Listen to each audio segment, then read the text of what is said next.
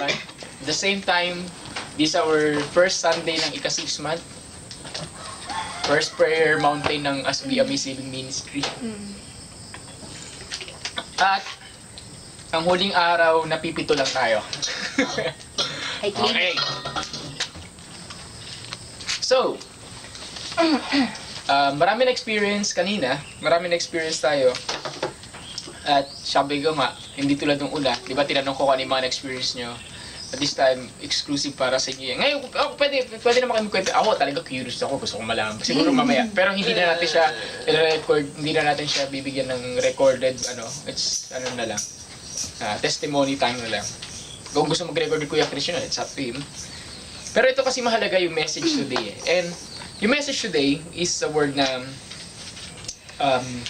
tawag dito. May dalawang klase kasi ng paano ba to? Paano mo, yung kanina yung naranasan natin, yung naranasan nyo kanina. Iba-iba experience, right? Experience. Iba experience. Iba-iba. Next one. So, it's about pag sinabing raw faith, pag-usapan natin yung raw faith. Ano ba ang faith? Sabi sa Hebrews. Faith is being sure what we hope for. And Hebrews, being, chapter 2? 11, Chapter 11, verse 1. Verse 1. No, faith is being hope. The faith is being sure of being hoped for. Pero sabi sa King James Version, faith is the substance of things you hope for. Diba? So, substance. Ano yung substance? Kabuuan. Ito yung bumubuo sa mga bagay. Faith. So, lahat ng then sabi, you cannot please God without faith. Dapat, you need to have faith in order to please God. Amen to that? So, remember last week, kapag usapan natin about dun sa Starbucks thing, tapos sabi nga kung wala kang pera, sino may faith ka, di ba? That's more than enough. Ngayon,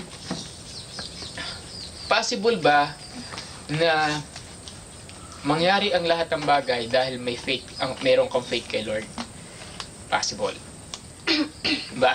Sabi ng Bible, nothing is impossible with God. So, pag sabi with, it's combination. Ibig sabihin, may partnership siya nangyayari. May sinasabi din ng Bible, sa Bible, ibang verse naman, nothing is impossible to God. Of course, nothing is impossible to God. Pero pag sinabi nothing is impossible with God, it means, kailangan doon yung isa pang involvement ng isang tao. So, sino yung taong yun? Ikaw. So, meron kang part, merong part si Lord. So, dalawa kayo. So, ngayon, yung naranasan natin kanina, pwede nyo ba maranasan din? Pwede. Ngayon, kuya, yung ginagawa mo kanina, pwede ba kami gumawa nun? Pwede. Baka mas grabe pa nga Ito yung question. Do you have that raw faith? Hindi lang faith, raw faith. Pag sabing raw, R-A-W, hindi wrestling Okay, sabing raw. Di ba? Ano ibig sabihin ng raw? Hilaw. Not process. Process. Fresh. Di ba? Okay, raw. Hindi Hindi unripe ang raw. Okay. Pag sabing raw, as it is. Okay. Pag sinabing raw faith, ano yun? It means fresh faith. It means hindi mo inasan. As in, andyan siya. You can use it every time, anytime. Kay raw faith. Kasi minsan, binibase natin yung faith natin pag narinig natin yung word ng Lord. Di ba? Okay. We will be able to do something out of faith if we are very sure 100% sinabi ni God. Tama? Okay. If we are sure 100% sinabi ng Lord. Pangalawa, gagalaw ka lang out of faith pag 100% din, alam mo yung mabigat yung manifestation ng Lord. Sobrang bigat ng kanyang ng presensya niya. Damang-dama mo. Ba? Okay. Paano kunyari wala yung dalawang bagay na yun? Wala kang na-receive na boses at wala kang manifestation na naranasan. Ang meron ka lang yung hawak-hawak nyo. Bible. Word. Yung Word of God. Paano kung yan lang meron ka? Walang manifestation at walang boses at walang bulong kang naririnig. Okay lang. will you still have the faith to do things? Yes. No. Diba? Honestly. No. Yes. Honestly. Honestly. Hindi, kasi that's raw faith. Pag sabing raw faith, it means may manifestation man o wala, may boses man o wala, ano man, as long that I have the word of God, I will do it. Amen. And sinabi na sinabi na, in-accomplish niya sa word of God. Pag na-accomplish niya sa word of God, it means okay na siya. Okay na siya. Yung mga manifestations, yung mga boses, yung boses ng Lord, ano yun even sinasabi naman sa word of God yun pero actually, lahat yun, bonus na lang. Para ano na lang yan it's another go signal from God na sinasabi ng Lord sa'yo, gawin mo anak, gawin mo anak. Yun. It all starts sa, alam niyo saan? There. Now, pairam ng Bible. Now, pag sabing raw faith din, you have a relationship with the Lord. Pero, pwede ba na, Kuya Mike, ano ba ibig sabihin ng faith? It's the substance of things that you wanna see. Okay? Substance of things that you wanna see. Ano ba gusto mo makita? Di ba? Ano ba gusto mo, ano ba ina-expect mo kay Lord na gagawin niya? Di ba? Okay. Kung ito yung ina-expect mo, that's faith. Ngayon, hindi sapat yung expectation. Kailangan mong gumalaw. Amen? Yes. So you need to act. So, example, all you got is the word of God. Okay. How will you know if you can pray for a person for healing? How will you know? Nandiyan. Quote verses. Anong verse? Chan. Hindi, lahat di ba nasa Halos parang iba. Ay, pa yung pray, if there's a sick, comfort the elders and lay hands to the blah blah. Kakasabi. Lay hands to the sick. Anong verse? Put an oil, ganun-ganun. Hindi ko Ito siya. Mark chapter 16 verse 14. Simulan natin verse 14 hanggang 20. Mark chapter 16 verse 14 to 20. Sabi dito, afterward he appeared to the 11 themselves as they were reclining at the table. Mark 16 verse 14. Simulan natin verse 14. Okay. Afterward he appeared to the 11 themselves as they were reclining at the table. And he rebuked them for their unbelief and hardness of heart. Jesus, nandito na, nag-resurrection, nirebuke sila sa kanilang unbelief, tapos, di ba, hardness ng heart. Ano ibig sabihin nun? Doubt. 14 to 20. Di ba, doubt yun, doubt. That's because they have not believed those who saw him after he had risen. And he said to them, go into all the world and proclaim the gospel to the whole creation. Whoever believes and is baptized will be saved, but whoever does not believe will be condemned. Verse 17. And these signs, okay, take note of this, and these signs will accompany those who believe. Okay?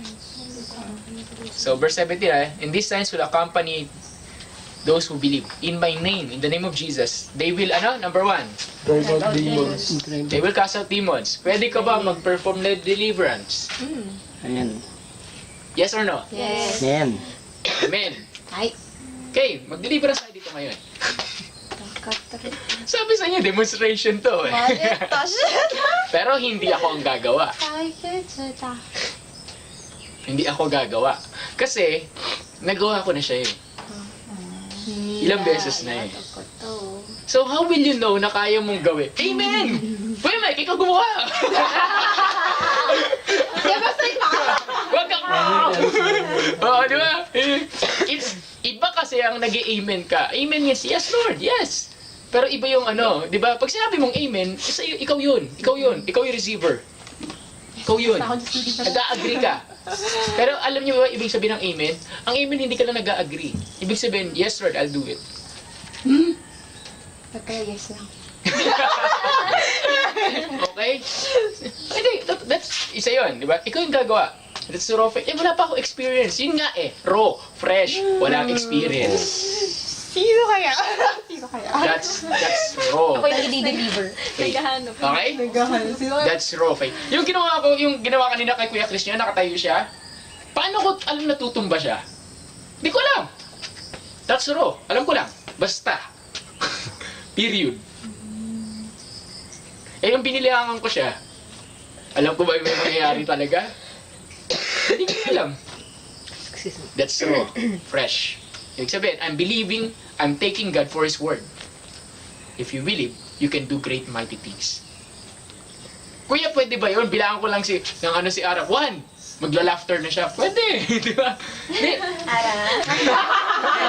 Pero yun nga eh. Ganun ba kalakas yung faith mo? Pag yung ginawa mo yun, yung walang ni 1% na doubt dapat. Ay, That's raw faith. tutumba ka. You do your part. God will do your part. Papasa ka sa Okay? So wala. Okay. So sabi, you are all believers, di ba? You are believers. So sabi, you can deliver out demons. Okay. So mag-deliverance ministry tayo. So pwede mo bang gawin yun? Pwede. Yun na. Tatalon ba sa'yo yun? Kung hindi okay yung puso mo, pwede. Dapat yun yung intercessor, Para di ba? isidu. Ha? Yun yung intercessor papasok. Hindi ah. Ikaw na mismo yung intercessor. Oh, Oo. Wala naman sinabi doon na kailangan mo ng intercessor bago mag-take ng deliverance. Paano kunyari nandun ka sa school, ikaw, tapos bigla may sinaniba na classmate mo? Anong gagawin mo? Hanap ka ng pastor, hanap ka ng pari, mag-exorcist? Huli ko yung cellphone ko. Bibidyoan ko. Hindi, totoo. Anong gagawin mo? I-Instagram ko. talaga ako. hindi ko alam gagawin ko. Halimbawa, si Lay. Kilala niyo na si Lay, mga nakapunta doon sa live song, yung anak ng pastor, yung worship leader, yung nagpa-piano. Babae. Oo, yung nakapunta na sa live song. Sino nakapunta sa live song? Ikaw. Diba? Hindi ka pa ba nakapunta sa live song? Ayan. Yung dalawa, yung nagpa-piano. Teacher siya ng Baliches High. Okay. Naalala ko na yung mukha niya. Teacher siya sa Baliches High. Tapos biglang, may sinaniban ngayon Doon sa live song? Bahay. sa Nova High School. So, sabi niya, ano gagawin ko dito? Pastor niya, tatay niya eh. Pastor, ano gagawin ko? Pastor pa rin tawag niya pag gano'n. Ano gagawin ko? Sige, ganito. Okay, pinalabas niya lahat ng tao, silang dalawa lang. Kailangan ng tao. Oo, syempre Buti hindi kasi, malakas yung ano. kasi magkokos siya ng ano eh.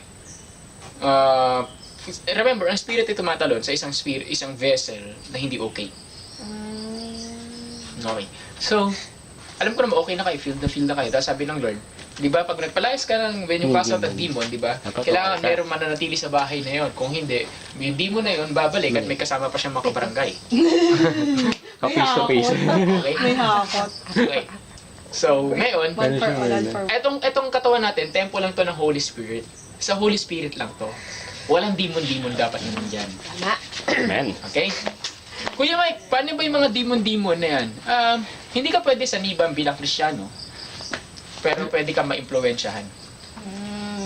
Ano yung saniban? Yung nagbabago yung boses, ganyan. Yan, sanib yan. Pero yung ginagawa mo yun, dapat ay hindi mo ginagawa. At may pattern na ulit-ulit. Yun. Espiritu yun. Sapak yan, sapak. Okay, espiritu yun. Halimbawa, ito complaining. Is it a spirit? Yes. Yes. Lust, it is a spirit. Stealing, it is a spirit. Basta yung mga something na alam mo sa sarili mo, hindi mo dapat ginagawa, pero minsan hindi mo makontrol yung sarili mo. Pride is a spirit. Diba? Homosexuality is a spirit. Diba? Sabi nga nung isang pastor na nagkilala ko sa School of Prophetic o Apostolic and Prophetic sa Battle Axe. Nakakakita siya eh. Open vision siya eh. Nakikita niya yung mga spirit. Nakikita niya yung mga spirit. Tapos ang pinakaayaw daw ng mga evil spirit, ibig sabihin, may evil spirit na, meron pa silang ayaw. Na evil spirit din. Ayos. May galit-galit din pala Oo. sa kanila, Alam mo ano? Yung spirit daw ng pagkabakla. Ay, ayaw nila yun? Oo, ayaw daw nila. Kinakainisan daw yun ng evil spirit. Evil spirit na yun. Ay, ano Biruin mo? Makakita, parang gusto yung nag-aaway sila. Okay. Wait lang ah. Makakot talaga. Wait lang. So, in other words, kung yung ibang spirit daw nagtutulong-tulungan, pag may spirit ng pagkabakla sa isang tao, parang umiiwas sila or Ayaw nilang po jumoin doon. Okay. Kaya hindi niyo ba napapansin ang hirap basagin ng pagkabakla? Ng homosexual, Tomboy ng tomboy, di ba? Kasi magkapatid yan eh. Yung homosexuality sa pride. So, ganun. Now, so pwede ba to? Pwede bang i-destroy sila? Pwede. Pwede. Ang tanong, willing ka ba? Meron ka bang raw faith? Paano, halimbawa si Kuya Chris niya, nagwo-work siya, bigla yun. Uy, meron doon, namumuti yung mata. Ano gagawin mo? Diba? So, Ginawa mas ganun. Di ba pag- Confidence ka. Di ba pag the situation was given, pag the situation is given, are you willing to act according to the faith in the Word of God? Word of God lang wala ka pang experience. Ito lang, binabasa natin. Ready ka ba? That's raw faith. Okay? So demon, kuya mabigat yan demonize. O, babawa natin ng konti. So sabi doon, Ay, oo nga, bawal. Di ba? Wala palang makakandi. ito, they will speak in new tongues. O, di ba? So, nung first time na nag-tongues ka, ayun, yung mga yan, yung tatlong magkakatabi na yan, yung mga kanina, yung mga nag-tongues kanina, ayan. Okay. Paano kayo nag-tongues? Paano ko? Nagsalita lang. Paano biglang na-release siya? What happened? Recount nyo nga yung story kanina. Sino first time na nag-tongues kanina? Hindi, ito mali pa na. Sino first time na nag-speak in tongues kanina? Si Ajon, di ba nung last Pero prayer? nung nag-prayer ba tayo nung ng tongues? last Sunday, parang may sign of May sign ka na kanina? Yung Sunday. Yung kay Kuya Chris, yung nawakan. Si Bernal, Parang natas. ikaw? Wait lang. Hindi mo nalala nag-tongues ka? Hindi, yung una. Alam ko na. Ano? Nung last na prayer mo, hindi. Okay, ba? Parang may isang time nung dati, hindi ko matandaan kung saan yun. Pero hindi dito sa prayer mountain. Napag-tangs ka na. Ayun, paano mo naranasan yung tongues? Sa inyo Una. tatlo. Ikaw. Ako una. Wala, parang may narinig na. Kasi una start na kumakanta ako. Parang iba na yung lyrics. Gulat ako Parang may naririnig kasi ako. Parang iba yung kinakanta ko. Tapos biglang may narinig ako. So yung ginaya ko siya. Tapos biglang yung mabilis na prayer, yung parang yung praising ng Okay. sabi mo. Okay, sige. Yun. So, eto. Yung... paano ma-apply yung faith sa speaking in tongues? Simple lang. Di ba nag-speak in tongues kayo? Sabi nila, kailangan... Ako kasi ang experience ko before, kailangan ibang klase yung presence sa God para makapag-speak in tongues ka. At dapat andun yung presence sa God. Hindi, actually, you can speak in tongues in and out. Day in, day out. Pag sabi day in, day out, whether nandun yung presence ng Lord o wala, you can speak in tongues. It's internal. Pag sabi internal, nasa loob mo. Nasa loob mo. Sabi ni Jesus Christ sa Bible, out from your belly, saan ba belly? Diyan, di ba? Out from your belly, streams of living water will flow. Streams of living water. Dito yan. Streams of living water will flow. Sabi ni Jesus Christ. And streams of living water, that's the Holy Spirit flowing. So, imagine mo yung sarili mo, merong balon. Merong well, alam mo yung balon na malalim, nandito. So, parang huhugutin mo siya palabas. Kumukulo. That's faith. Oh, and whenever you speak in tongues, kuya, hindi pa mo marunong mag-tongues, kailangan damag-damag ko yung presence ng Lord bago ako makapag-tongues. Hindi ganun. Ikaw mauna, then magpo-flow na lang. Yun yung sinasabing flow. Anong iba ka mauna? Halimbawa, ang word mo lang, example, yung word ni Kuya Chris niya before, shakala. Shakala. Oh, diba? Anong gagawin? Yun na yung word na, di ulit-ulitin mo. Shakala. Di ba? Ulit-ulitin mo, di ba? Baby talk. Parang baby talk, tapos unti-unti kang nag-grow. Diba? Kuya, paano pag ang tongues ko lang? Bebe. O di bebe. Kaya diba? Example, ikaw yung nagsasalita, hindi si Lord. Sino ba nagsasalita? Ikaw. Sino po-produce ng language? Ng sounds? Ikaw. Sino nagbibigay ng language? Ang Holy Spirit. Pero, responsibilidad mo, magsalita. Hindi yan automatic na bubukas na ganun. Tapos salita. Hindi. Yung iba. Kuya, hindi ko mapigilan. Yung iba, pero hindi, unfortunately, hindi lahat. Diba? That's raw faith. Nag-speak nga ako ng tongues in 2 years In after ko, desperate ako. That's raw faith. Diba? Kalma, pag nagpe-pray, diba? Bakit nagpe-pray ka? Kailangan mo na sabihin, la. Kasi may ibang tao, hindi sanay magsalita nga ng nagpe-pray. Diba? Vocally. Pangalawa, hindi sila, kaya sinasabi mo la, o kaya kahit ano pang syllables para ma-activate yung faith mo. So, sinasabi mo yun, la. Mag-create ka ng inventong salita. Inventong salita. Kanya, wala. Tagalog pa rin. Wala. Tapos from there, magpo-flow na lang siya. Magpo-flow na lang. Hindi, ang problema, ang challenge kasi doon, pag sinabing faith, ano ba kalaban ng faith? Doubt. Ochon. Kalaban ng faith? Fear. Tama? Okay. Alam mo yung nangyayari? Minsan, nandun na tayo, bakit hindi tayo, andun na, alam mo yung gusto na lumipad, hindi ka makalipad, kasi at the back of your mind, ano ba pinagsasabi ko? Ayun, wala naman eh. Lord, yung sinasabi mo ng bibig mo, Lord, yes. Tapos sa loob ka ng utang, tagal. Ang tagal. May ganun. Hindi, may mga taong ganun. That's why, instead na ma-receive nila on that moment, because of that single doubt, kahit 1% doubt lang, you won't be able to receive it. Pero kung ang puso mo talagang receiver, na Lord, I want it, then it will be given to you. That's faith. Amen? Yes. So, lahat na Amen. Ako, Lord.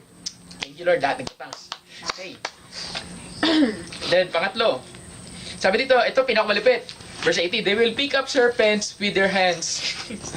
And if they drink that poison, it will not hurt them. Okay, so, ahas nga. In other words, ito hindi lang serpent to, ito yung makamandag na ahas. Sinabi mo yung laso, hindi ka mamamatay. Sino yung malas? Ano yung kayo, Mike? Does it mean, kukuha ko ng agua oxinada, tapos sa bahay, diba? Ng palinis sa CR, tapos inumin ko, diba? Matay, diba? Poison, diba? Hindi ganun yan. It means, when you are in a harm's way, anyway, diba? May papatay sa'yo, harm's way, you're in a harm's way, hindi ka masasaktan. Wow. It's applicable to everything.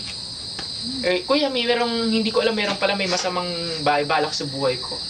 Nilagyan ng lason yung pagkain ko. Does it mean hindi ako masasaktan? If you will take this word of God, you know na magtatakas ka lang, but walang effect. Ano pa yung harm's way ng iba? Ganito, example ng harm's way. Merong hinold up sa Quiapo ba? Basta parang may hold up doon, nagtakbuhan sila, tapos hinold up, in-snatch yung kwintas, sinabol nung Christian yung yung tao. Nabol niya. Sakto may baril yung yung snatcher. Tapos pagkakita niya, babarilin siya, akmang babarilin siya. Hindi nanginig yung snatcher. At biglang hindi siya nabaril. Pinindot yung yung gatilyo, wala pumutok.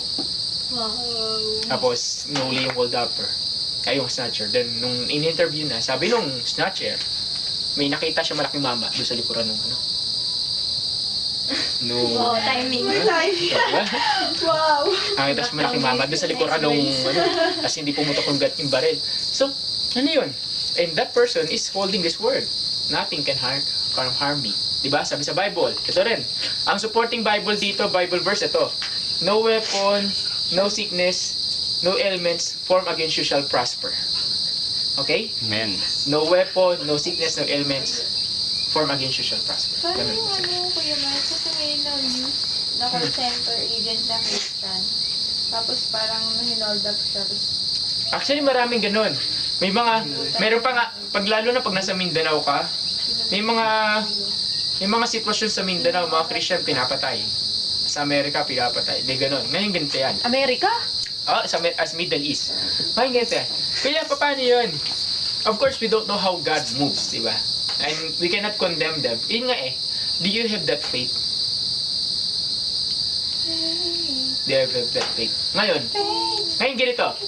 Merong mga pagkakataon na kailangan mo i-offer ang buhay mo for the sake ng kaluluwa ng iba.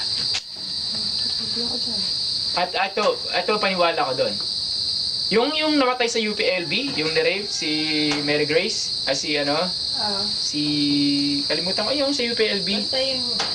Anak ng pastor yun. Worship leader sa church yun. Bakit inalaw ng Lord? Does it mean na hindi siya pinoprotektahan ng God? Hindi. Pero protektahan siya ng Lord, kaso nangyari siya para magising yung UPLB sa may ganung nangyayari. May mga pagkakataon na hindi mo maiiwasan bakit nangyayari mga bagay-bagay na yun. But, yun nga hanggang wala, hindi naman, at hanggang di sinasabi si Lord na yun. Kasi may mga pagkakataon na ganito Before a thing happens sa'yo, sinasabi na ng Lord sa'yo. If anak ka niya, sasabihin niya sa'yo, on this day, mamamatay ka sa lugar na to. Iwasan mo na yan. So, Hindi. alam niya. Hindi. On this day, I commanding you to go here. But on this day, mamamatay ka sa lugar na to. Will you still obey? no choice. Marunong Hindi ko alam. Pili ko mamamatay pa rin Sure naman ako eh. Yan. Pumunta Hindi. dun eh. Maraming ganun. Napakarami. Bakit may revival sa South Korea na mas marami pa ang naboborn again kaysa sa pinapanganak everyday? Alam niyo bakit? Kasi maraming dugo, maraming buhay ang nag-aalay doon. Oh, ganun yun. That's how God works. Diba? Parang God is reminding me this one. Sa may Argentina yata yun. I forgot the name.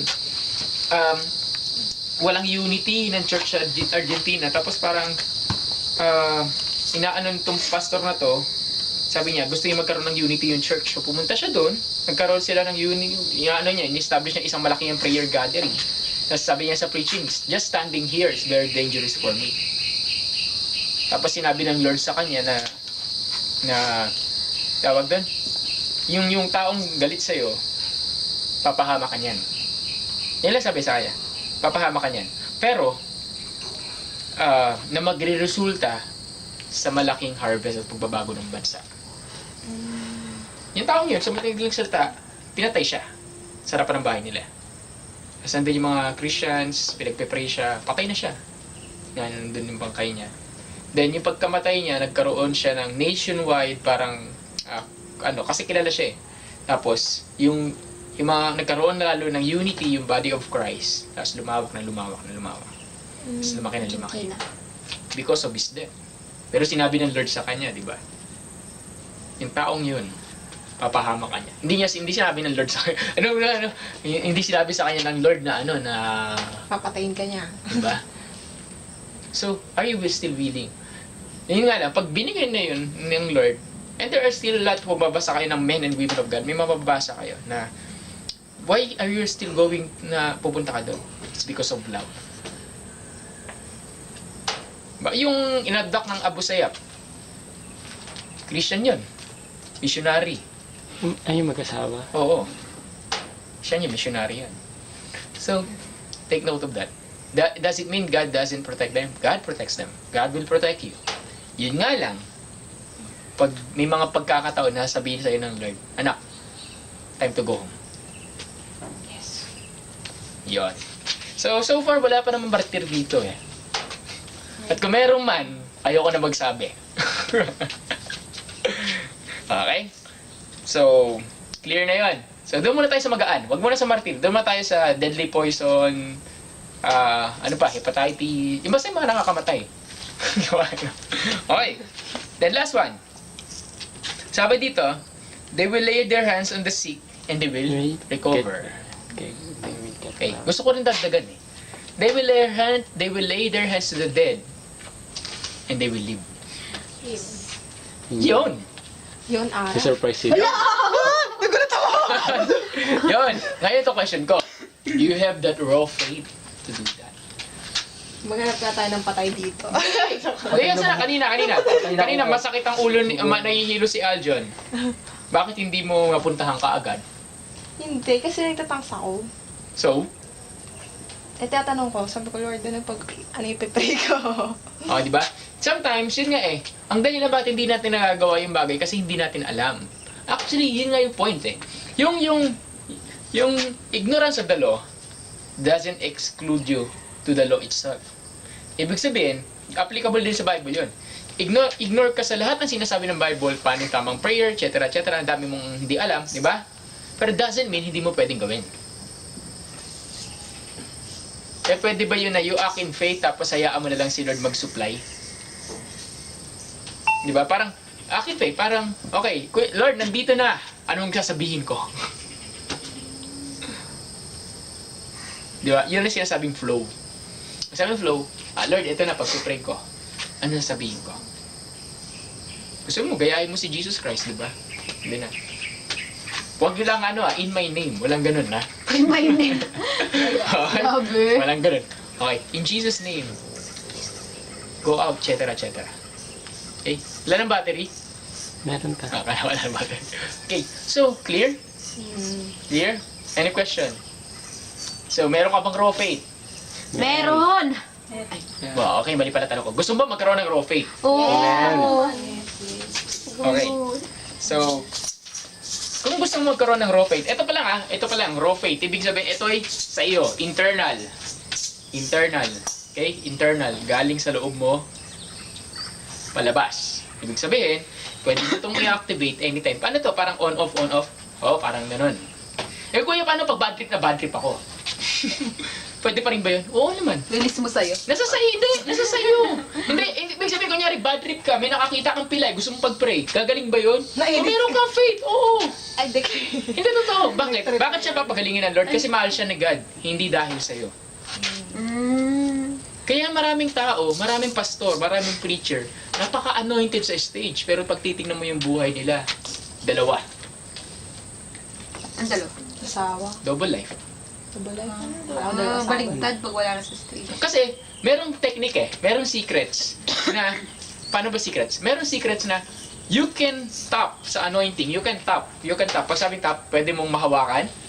You can tap, you can parang switch on, babagsak sa'yo yung glory ng Lord. That's now, you can minister. May secrets yun.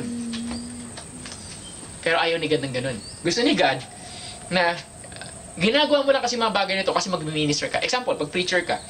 Kung gusto mo anointed ng preaching, sabihin ko sa inyo, isa sa mga technique, mag-fast ka. Example preaching. Gusto mo anointed, mag-fasting ka. Never fails. Lalo na pag 24 hours, never fails. Napaka-powerful, napaka-anointed ng preaching. Kaso minsan, gagawin mo lang siya kasi kailangan mong preach. Alam mo yun? Ay, magka-fasting ako kasi magpipreach ako. Alam mo yung gano'n? Yeah. Palagay nyo, kung ikaw si God, matutuwa ka ba? May anak ng gano'n? Lumalapit lang sa'yo kasi kailangan. May kailangan. Right? Yun yung tatlong season ng fasting natin, naintindihan ko na to Hindi to dahil may gustong ibigay si God, hindi to dahil may pinagpe-pray tayo, hindi doon nagdala. Alam niyo yung it's simply because God gusto niya lang maging close tayo sa Kanya. Ganun kasimple. Gusto lang, di ba, pag nagpa-fasting tayo, Lord, hirap na ako, Lord. siya yung nasa harapan natin. Di ba, pag kumakain tayo, wow, Lord, thank you sa pagkain. Diba? Nagta-thank you tayo pero mga naalala natin si God 20, naalala natin si God 30%. Pero pag nagpa-fasting tayo, mas malaki yung naalala natin magdala si God. Agree? Yun. So, hindi ko muna ituturo yung mga secrets how to tap sa anointing. Pero gusto ko muna kasi, number 1, dito tayo sa raw faith. Faith muna. Kasi kahit ano tap mo sa anointing, patap. Pag wala ka namang faith, walang kwenta. Halimbawa, yung tumayo siya dito kanina, si Mau, as nag-speak siya ng prophetic, kailangan mo ng faith doon. Ano sasabihin ko? Diba? Tapos ano yun? Unang salita niya, hapon ka agad, diba? Tsaka labalak. Ano ba dapat sasabihin mo nun? Tagalog sana Na? Wala lang. So, ano sasabihin ko? Diba? That's faith. So, are you willing to do that? Raw faith. You want to have raw faith? Amen. So, nasa sa inyo na yan. Again, nasa sa inyo na yan. It's an internal power.